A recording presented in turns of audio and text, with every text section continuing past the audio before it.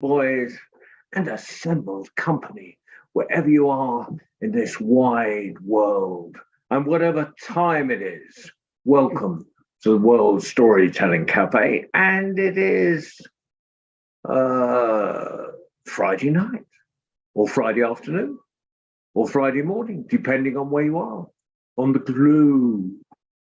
So it is stories for children. And I'm going to tell the first story, and possibly Juliana Marion, who is upstairs at the moment, because Julian and Juliana are staying in my house in Kolibica in Romania on their way around the world. But I shall start with a story from Greece, and it concerns a king who had 3 sons. And he was a very generous king, well, to his children. I don't know how he was to the rest of the population. He might have been one of those, might have been the Portland king to the rest. Hello, Louis. How are you? Good. We just started the story. I've been stretching out the beginning so you could get here. And so fantastic. So, and happy Black History Month to you. And so there's anyway, the king had 3 sons, and he gave each of his sons a bag of gold, which I wouldn't mind if my dad had given me a bag of gold, but seemed like a good thing, but that never happened. And the oldest son, he liked to party, and he thought, well,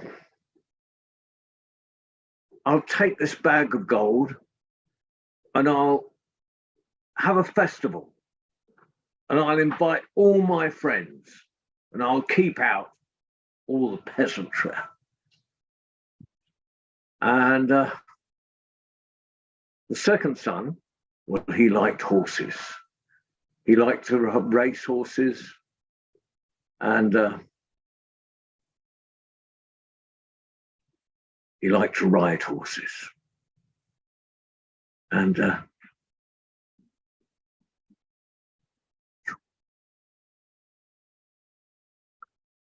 right. And he loved to race horses, and he thought, I'll buy a string of horses. And no, everything's good. Everything is good. Stand there. Oh, actually, I should just admit there's other people in the room, and get them to move to one side so they're not in my eye line when I'm trying to work. Instead of just sitting there trying to make signals. If I was live, if I was in a festival, I would say it. So while I'm on Zoom, I'll say it.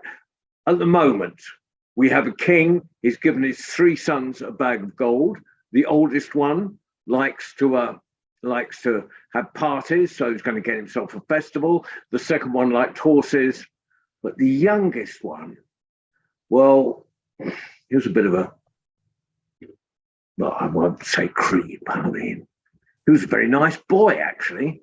And he thought, well, I think I'll use mine to build something so everyone will remember my father. And the others 2 thought, well, if he's going to do that, we'll better put in our bags of gold and we'll build something together, or else the youngest boy will get everything. So they built this beautiful church. I mean, the most amazing, fantastic church. It had marble pillars. It had marble floors. It had beautiful stained glass windows. And carved pews, benches. And the king came in. He thought, very nice. This is excellent. What wonderful children I've got. What fantastic sons. But there was a little old man came in with long white hair and a long white beard longer than mine that nearly touched the ground. He says, it's a very nice church. It's got very nice stained glass windows and beautiful marble pillars. Pillars. But there's one thing missing, a golden nightingale to sing on the roof. So he called his sons in. He said, it's a very nice church. I'm very grateful. And it's got beautiful stained glass windows and fantastic marble pillars and that wonderful marble floor. But there's one thing missing, a golden nightingale to sing on the roof. Well, the three boys set off on their journey to find the golden nightingale. And they traveled to a place where the road split up in three directions.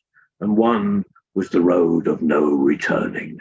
And that the youngest son took. He walked for a long way and further still, for his feet were sore and his throat was dry. And he sat down on the side of the road and he made a little fire. And he put on a pot of coffee. When along came a little old man with a long white beard and long white hair, longer than mine, that nearly touched the ground. And boy said, will you scared to sit down? Do you want a cup of coffee? The man said, I don't mind if I do.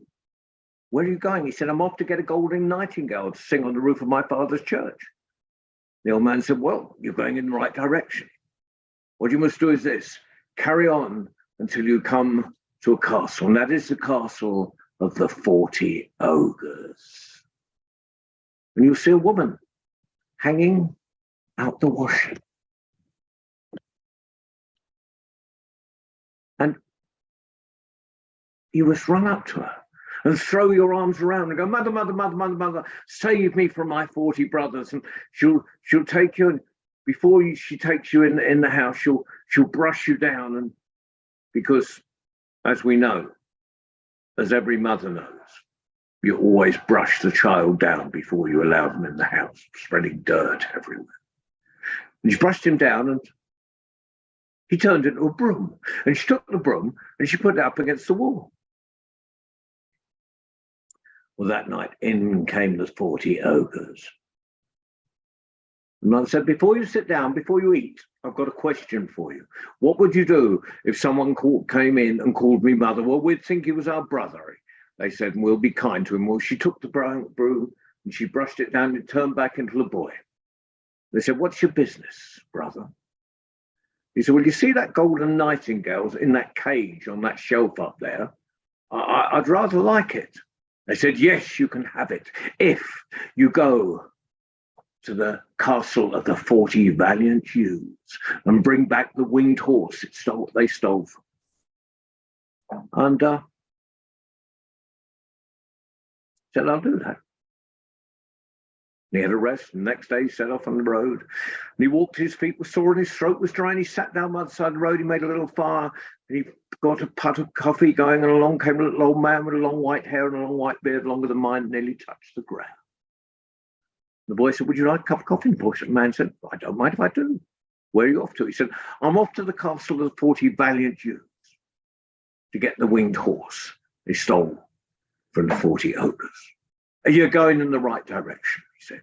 And like yesterday, if you come to that castle, you'll see a woman in the garden hanging out the washing. Like yesterday, run up to her, throw your arms around her and go, mother, mother, mother, mother, mother, save me from my 40 brothers.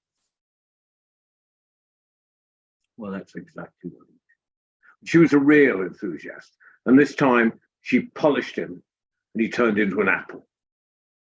And she took the apple and she put it in the middle of the fruit bowl. And that night in came the 40 valiant youths, and 40 hands went out to grab the apple. Get off! You'll eat when I tell you. First of all, I've got a question. What would you do if someone came and threw their arms around me and called me mother? Well, we'd think he was our brother and we'd be kind to him. We took the apple, she brushed it, polished it. And of course, they were quite glad that they hadn't eaten it. They turned back into the boy. And I asked him his business. He said, I've come for the winged horse you stole from the 40 ogres. You can have it, they said, if you bring us back the princess 5 times fair. Well, the next day he set off and he walked, his feet were sore and his throat was dry, and he sat down by the side of the road and he made a little fire and he got a pot of coffee going. Along came a little old man, long white hair, long white beard, longer than mine, that nearly touched the ground. And he was offered a cup of coffee and the man sat down. He said, "Where are you going?" He said, "I'm off to get Princess 5 times fair. But I've got no advice for you," said the woman, "but I have got a gift. I'll give you this gun, and whatever you shoot it at, you can't miss." "Thank you," said the boy. The next day he carried on with his journey, and there in front of him was a vulture. He's about to shoot the vulture when the vulture said, "Spare me, spare me, spare me. Take a feather from my tail. And when you're in trouble, hold it up and call me and I will come and help you." And he took a feather from the vulture's tail. The vulture set off, free as a bird. The boy carried on with his journey till he came to a stream. And there was a salmon. It was this size. No, it was this size. No, it was this size. No, it was this size. And he put the gun to his shoulder. He was about to shoot it when the salmon goes, "Spare me, spare me, spare me. Take a scale from my back. When you're in trouble, hold it up and I will come and help you." And he took a scale from the salmon's back and he let the salmon go. He carried on. He saw a fox. He's put the gun to his shoulder and shoot the fox. When he shot the fox, said, "Spare me, spare me, spare me. Take one hair from my tail. And when you're in trouble, hold it up and I will come and help you." "Thank you," said the boy. And he took the hair from the fox's tail and set off down the road. Well, he soon came to the city where the Princess 5 times fair lived. And he was taken to the king. And the king asked him his business. He said, I've come for your daughter, the Princess 5 times fair. "You can have her," said the king, "if you can hide from her for 3 hours. And you can have 3 goes. But if you fail, it's off with your head." Well, he thought, "I'll try." She put on her blindfold and started counting. 1, 2, 3, 4, 5. He went down, he held up the vulture's the feather, and the vulture came down. He said, "Quick, hide me on the behind a cloud." And the vulture flew down, put him on his back and flew off to the clouds and hid him there. 48, 49, 50, coming to get you, ready or not, said the princess. And she looked here, she looked there, she looked up, she looked down, she looked up, and there was his ear sticking out from behind a cloud. "I can see you," she said. 2 goes left, said the king. "And if you fail, it's off with your head." Well, once more she put on a blindfold. This time she started counting 1, 2, 3, 4, 5, and he went down to the edge of the sea and he held up the scale of the salmon. He said, "Salmon, salmon, come and help me." He said, "Salmon, swim me down to the bottom of the sea and hide me behind a rock." That's exactly what happened. 48, 49, 50, coming to get you, ready or not. She took off her blindfold. She looked up, she looked around, she looked down, and there, sticking out from behind the rock, was just the heel of his foot. "I can see you," she said. 1 go left, said the king, and then it's off with your head. Well, this time she put on the blindfold. 1, 2, 3, 4, 5, and he held up the fox's hair. "Quick, hide me in the middle of the earth." The fox hid him in the middle of the earth. 48, 49, 50, coming to get you, ready or not. And when she took off her blindfold, there was the fox doing a jig in the middle of the lawn in front of her. Well, I don't care what else is happening. If you were, the most interesting thing, the most interesting lesson you ever had in all of your life will be happening. But if you opened your eyes and there was a fox doing a jig on the lawn, you would just look at the fox. And first of all, it danced a jig, then it danced a reel, and then it danced a hornpipe. And when it had finished that, it ran up the tree and started swinging, doing gymnastics. 1 hour, 2 hours, 3 hours. And the princess was just looking there. Couldn't take her eyes off the fox. And after 3 hours, the fox went down to the center of the earth and brought the boy up. And the princess was kind of pleased because she was kind of fed up that everyone who came to visit her dad cut off their head and put it on a spike on the edge of the city. And the king was quite pleased because he was fed up with cutting off the heads of the princess's suitors. So they left. Bianca is just coming in. Bianca. And so the boy leaves the city with the princess. And she's really happy. And he said, I don't know quite how to break this to you, but I've got to swap you for a winged horse. And she looked a bit shocked, but he said, don't worry. I'm a great horseman. I'll get on the horse. You sit next to it. Stand next to it. Wave goodbye. As you're waving goodbye, I'll grab you by the hand. I'll throw you on the back of the horse and off we'll fly off. And believe it or not, that's exactly what happened.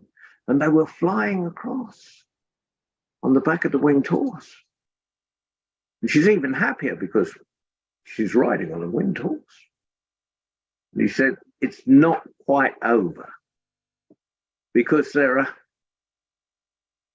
I've got to go and swap the winged horse for a golden nightingale at the castle of the 40 ogres. But they're going to see you and they're going to say, forget the winged horse, give us the princess 5 times fair, but don't worry. It worked once, it'll work again. I'll give you to the ogres. They'll give me the golden nightingale in the cage. I'm a great horseman. And you will stand next to me and you'll wave goodbye. And I'll grip the horse with my knees. And I'll grab you and I'll throw you on the back. Trust me. Believe it or not, it worked again.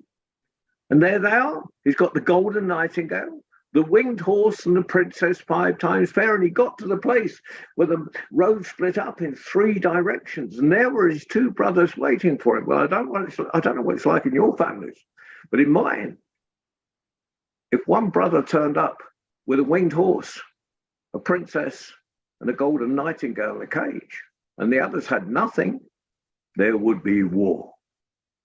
And that's exactly what happened with the younger brother. But there was nothing nice about the 2 older brothers.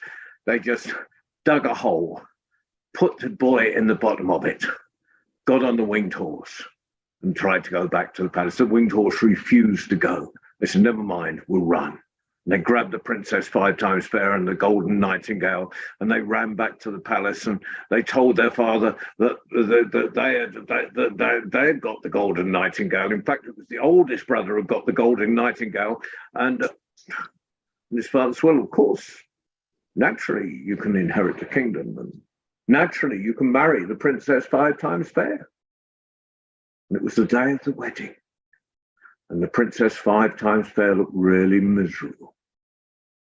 And the feathers on the golden nightingale were beginning to fall out. And it was refusing to sing.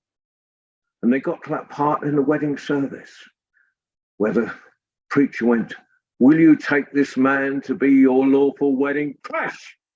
And the door burst open, and in came the winged horse, and on the back of the winged horse was the youngest son, and immediately the princess smiled and laughed, and the birds started singing, and its feathers were shining. And the king realized what had happened. And he sent the 2 older brothers into exile, and they were lucky they weren't put in barrels of nails and cast out to sea, I can tell you. And as for the youngest son and the princess, there was a great wedding with masses to eat and even more to drink. And of course, had you been there, you would have been invited. And as far as I know, they lived happily for the rest of their lives.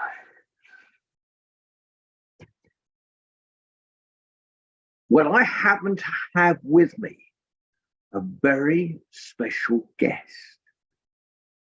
She's walked all the way. I last saw her in Morocco, and she got a rowing boat and rowed across to Spain with her friend Julian. And they got out in Spain and they walked, and this is absolutely true, calling me a storyteller if I'm lying, but they walked all the way. They walked across Europe. They came to England for a little while. They came through the Channel Tunnel. They held onto the bottom of a train and came through the Channel Tunnel, and then they came back and they walked across Europe. They walked through Germany, through Hungary, to Romania, where they were rescued by our savior Bianca, who said, "You have walked far too far. Let me take you to John's house in Kolobice. He won't mind, he's not there. So you can just take it, break in, it's okay." He told me, it's fine. So, and I eventually got here after I'd been to Aradia and did the festival up there, and I thought, I'm going for a bit of peace and quiet in my house. What do I find? Absolute chaos. I tell you, chaos. And but I have been listening to some fantastic stories, and now, Louis, hello, Louis. Should we get Juliana to tell a story? Yes, Jochen, yeah. Yeah, I think so.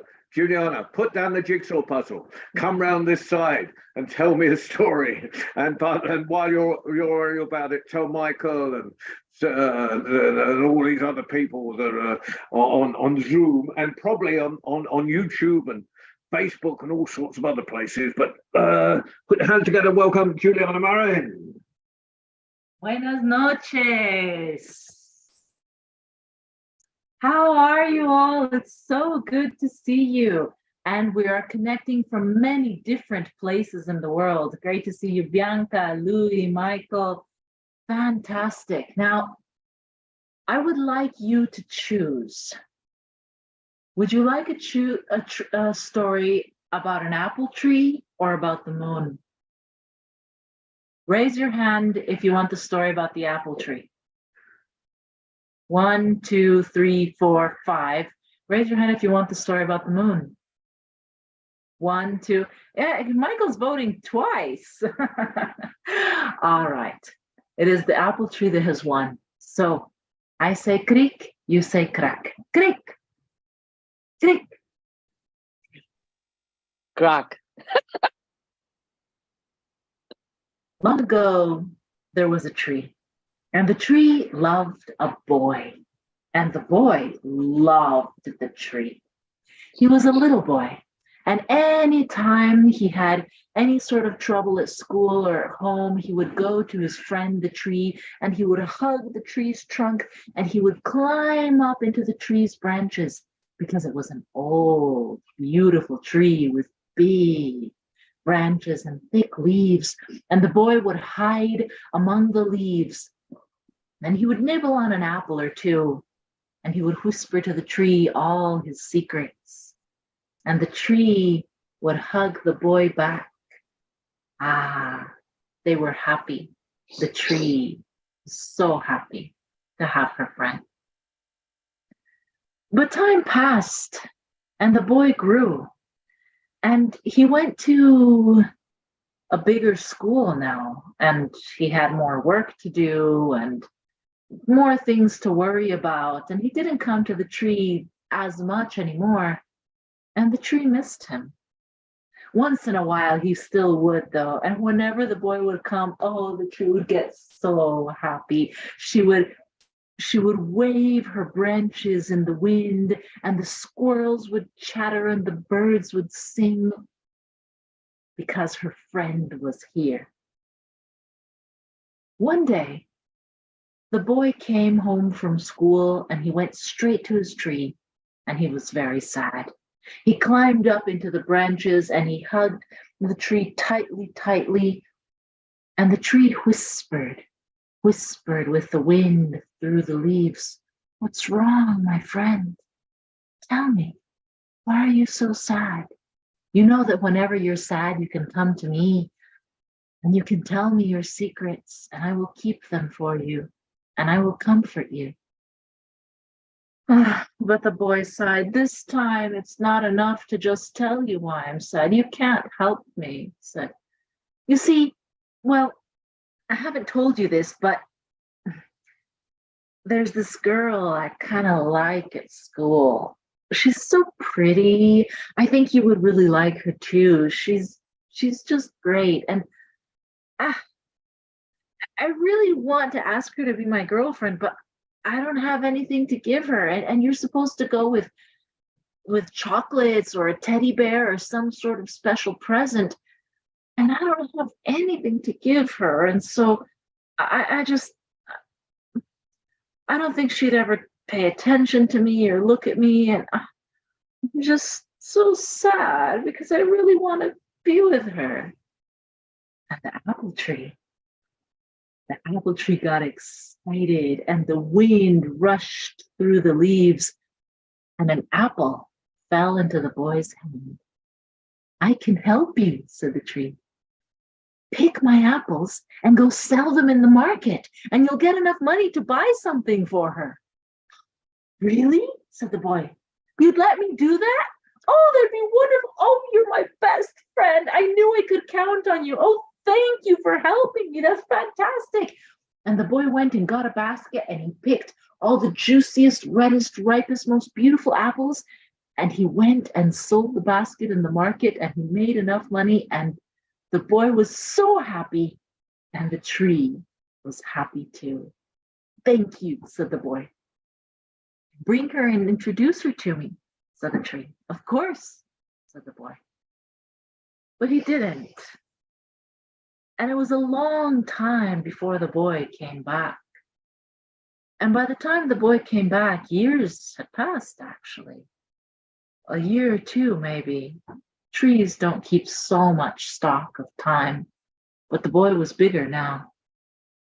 And once again, the boy was sad. The boy didn't climb the tree's branches this time. The boy just sat there against the trunk and leaned against the trunk. And the boy said to the tree, ah, my friend, my friend. Ah, life is hard. Why, said the tree, I've missed you. Did the girl not go out with you? Why haven't you brought her to meet me? No, she did, said the boy, and we're actually going out together now, and I really like her. But you see, prom is coming up, and I'd like to take her out to dance, but I need a lot more money. I need to buy a fancy suit, and I need to get a bunch of things, and I need to get a car, and I just don't have enough money. I know you helped me last time. Could you help me again? Of course, said the tree. That's what friends are for. I want to help you. Please take another basket of apples.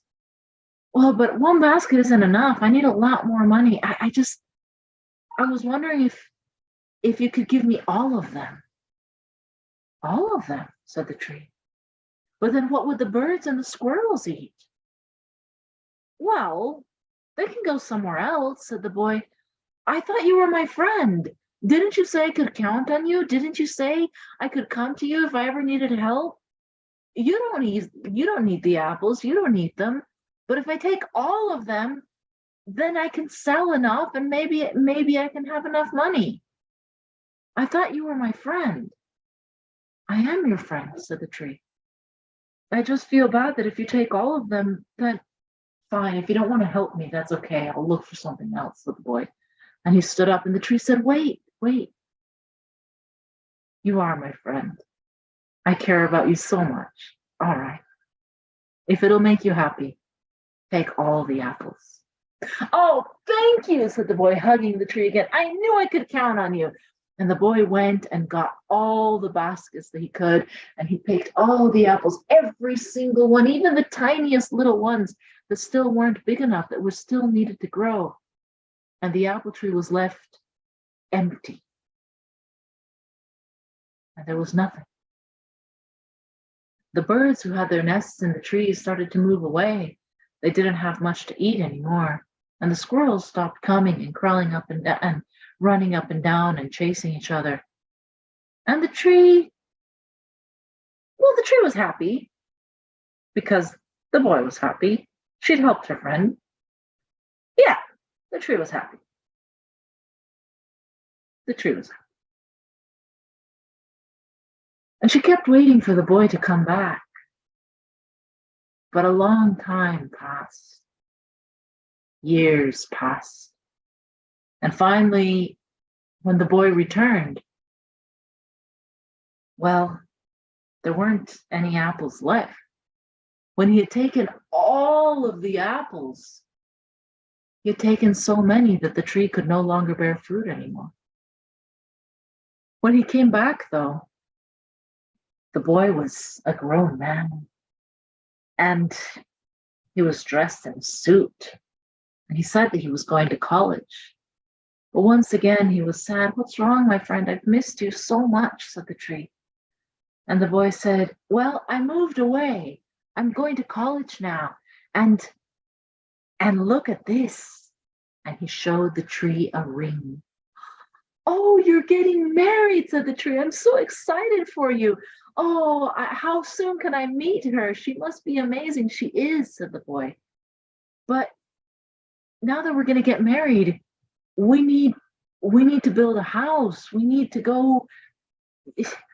a lot more. And you helped me last times. Can I take some of your branches to build my house?" "My branches," said the tree. "Oh, but my friend, but then what would I do?" "Well, you're not giving apples anymore anyway," said the boy. "So what would you need branches for? I thought you were my friend. You said you were going to help me." "Come on," said the boy. And the tree finally said, "Well, I guess it is true that I'm not much useful without apples. So I guess I don't need my branches. And I do care about you, so all right, if it'll make you happy." "Oh, it will," said the boy. "It will. I knew I could count on you. Thank you." And the boy hugged the tree again, and he came back with a chainsaw, and he cut down all the apple tree's branches and carried off the wood. And the tree was, well, let's be honest, not really very happy at all. And years passed. The rain fell, the sun shone. And finally, years later, the boy came back. He was a grown man now. And this time, things were not going well at all. And he was angry. And all he wanted was to just sail away. And for that, he needed a boat. And this time, he didn't even ask permission. He just came and cut down the tree and took away the trunk and left. And he didn't even say thank you. And the tree wasn't happy at all. Years and years and years passed. And the tree that was just a stump, the rain fell on it. And perhaps the tree thought that the boy had forgotten her. She hadn't forgotten him. But finally, one day, years and years later, the boy returned. He was an old man now, walking with a cane and a long beard. He was old and full of regrets. "What do you want now?" said the tree. "I have no trunk for you to climb. I have no branches for you to swing from. I have no apples for you to eat. I have nothing left. What do you want from me now? The boy, who was now an old man, said, I am too old to climb trees and too weak to swing from branches, and my teeth are not strong enough to eat apples.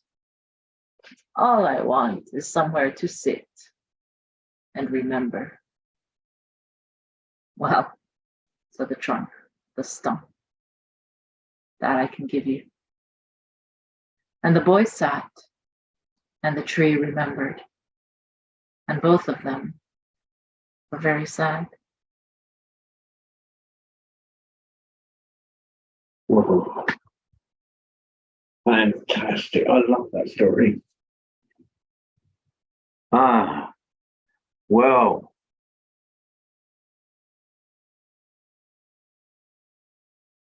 Let's do. I think we're okay. I think we should. I think we're about right. So I'm going to do an eclipse story.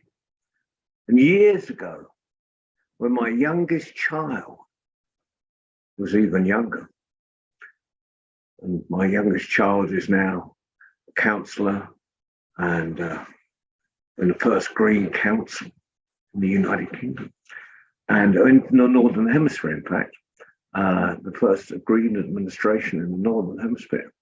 But we were going up, I was booked to do a story in Lowestoft, which is the most easternmost town in the United Kingdom. And it was there was an eclipse of the sun, and it was going to be the first place in the United Kingdom where the eclipse, anyone could see the eclipse. But I was asked to go and do a story, and I practiced this one on the way up to my youngest child.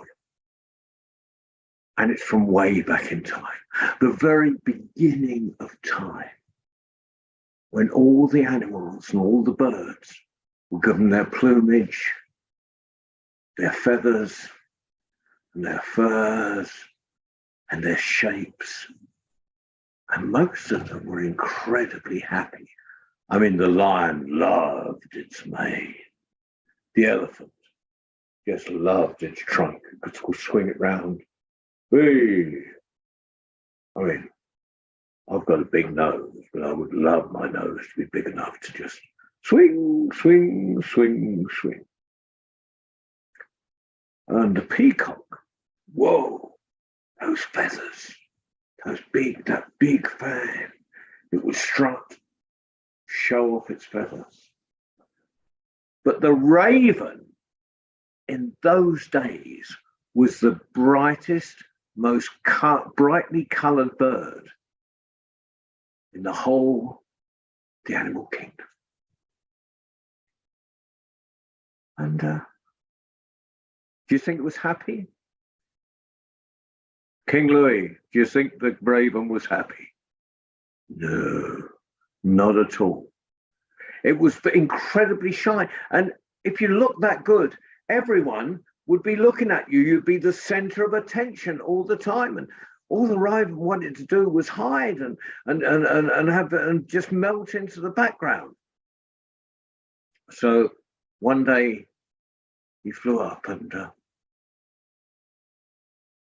remember, at the beginning of time, there was night and day then, because the cosmic weavers had taken the darkness and wove it into thread.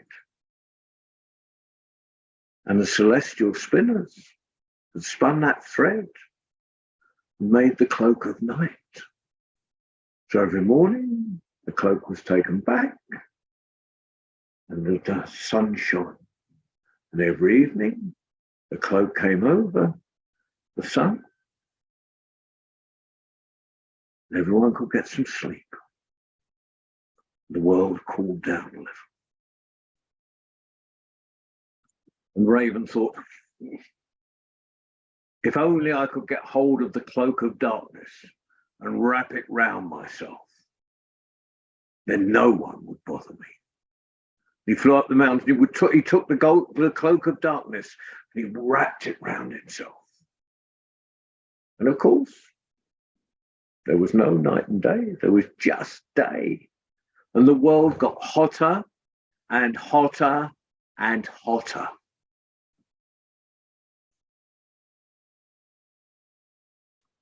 Well, all the animals got together.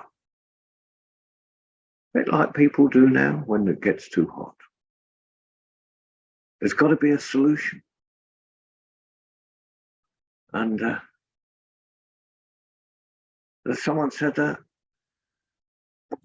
can someone fly up and see the celestial spinners and see if those spinners are new cloak of night? And the sparrow tried, but the sparrow couldn't fly high enough. And a few other birds flied. And eventually the swallow went to see the celestial spinners and said, could you weave us a new cloak of night, please? And I said, yeah, but we used all the black thread. Or we used it all when we wove the first one, and there's nothing left. You'll have to go and see the cosmic, the spinners, the cosmic spinners, and I mean they're the celestial they're cosmic weavers and celestial spinners, and you go to the weavers first to ask for a new cloak of night to be woven, and the celestial spinners need to get the thread. So he went to the celestial spinners and said, can we have some thread to weave the new cloak of night? And they said, yeah, but we use the last of the darkness for the last. If we could get some more darkness, maybe you could get a new cloak of night.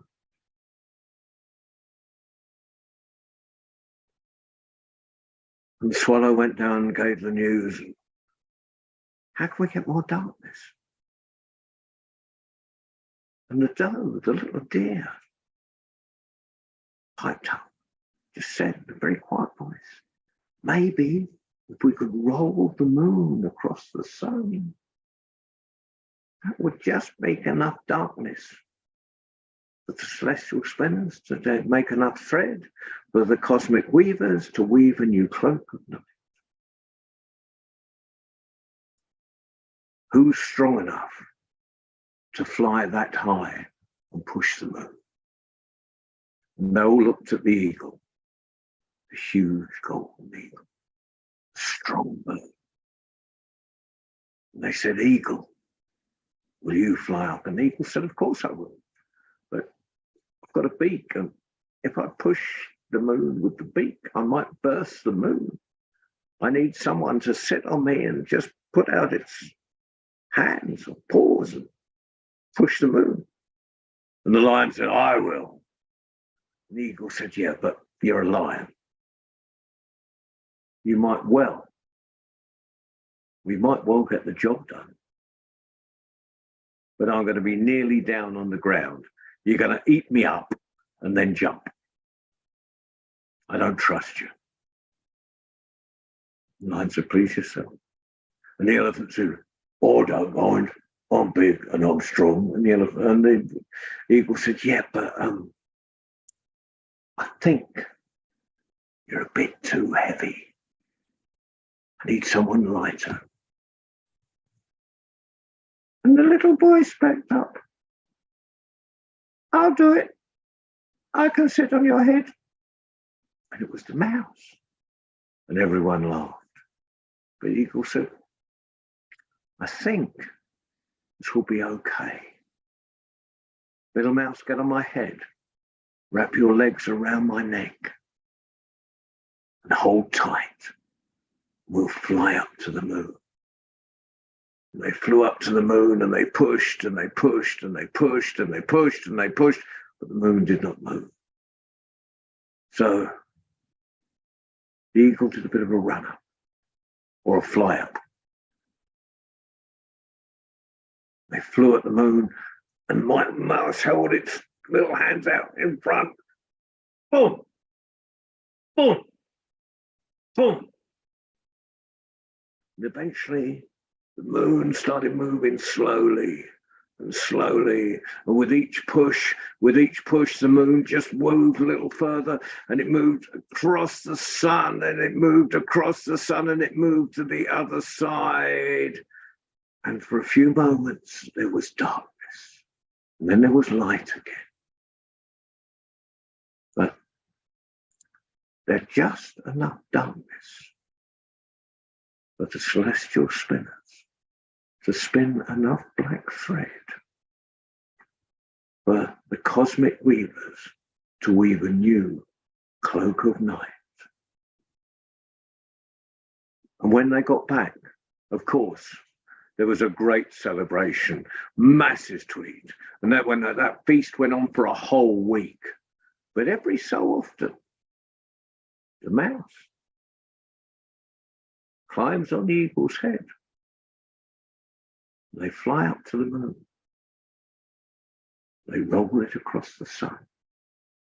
So there's always a little spare darkness for the celestial spinners to spin some more black thread, for the cosmic weavers to make another cloak of night. That way, maybe the world will not get too hot. Well, I'm not sure what the time is. It's next. Oh, It's 10 to. it's 10 to. Well, 8:46. fantastic. Well, Louis swimming. Waleed's quite late enough for Waleed. And Bianca, thank you for coming. And wherever you are in this virtual world, let's see what's happening soon. Well, Chip is on next Friday. And so that's going to be a treat. We haven't had Chip on for some years. And then on the 15th, which is next weekend, isn't it? I don't know. Is it next weekend? Yes, Sunday. It's Sunday. About 8 days' time, we've got a very special program. It starts at 10:30 in the morning UK time and goes on till 4:30 in the afternoon. And Waleed, I sent you all the details. And it's Get a Word in Edgeways. Get a Word in Edgeways has got a live festival in England for the whole weekend, but they're also doing a special one-day festival online, and that we're broadcasting that all day on the World Storytelling Cafe. So Waleed, thank you very much for flying the magic carpet today. Thank you very much for flying the magic carpet next weekend. And thank you, Bianca, for being in control of all of us. And and wherever you are in this big wide world, have a wonderful week. And of Thank course, you. Tuesday, we have a Thank yummy you. sellers as always. Bye-bye. Have a Bye. nice evening. Bye. Bye-bye. Enjoyed the stories.